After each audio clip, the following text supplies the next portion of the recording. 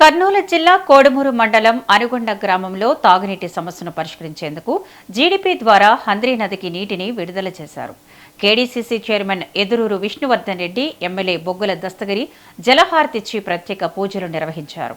గ్రామంలో తాగునీటి ఎద్దడి నేపథ్యంలో సొంత నిధులతో ఎల్ఎల్సీ కాల్వ పునర్నిర్మాణం చేసి నీటి విడుదల చేపట్టామని తెలిపారు. ఎల్నిలో ప్రభావంతో వర్షపాతం తక్కువగా ఉన్నందున నీటిని పొదుపుగా వినియోగించాలని రైతులకు సూచించారు.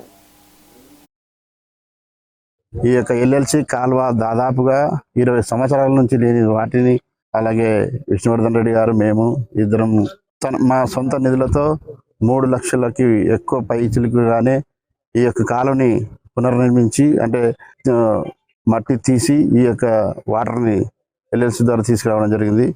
తాగునీటికి దాదాపుగా ఈ గ్రామంలో 3 నెలల నుంచి చాలా ఇబ్బందికరంగా ఉందని తెలియజేయడంతో ఖచ్చితంగా ఈ యొక్క వాటర్ని ఇప్పించడం జరుగుతుంది.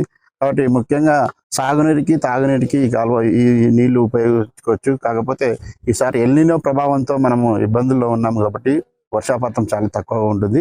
కాబట్టి ఖచ్చితంగా సాగునీటి కన్నా తాగునీరే ముఖ్యం. కాబట్టి అందరూ కూడా ప్రతి ఒక్కరు రైతులు అర్థం చేసుకోవాల్సిందిగా కోరుకుంటూ ముఖ్యంగా తాగునీటికి మొదటి ప్రాధాన్యత ఇచ్చి మనం ముందుకు నడవాలని కోరుకుంటాను.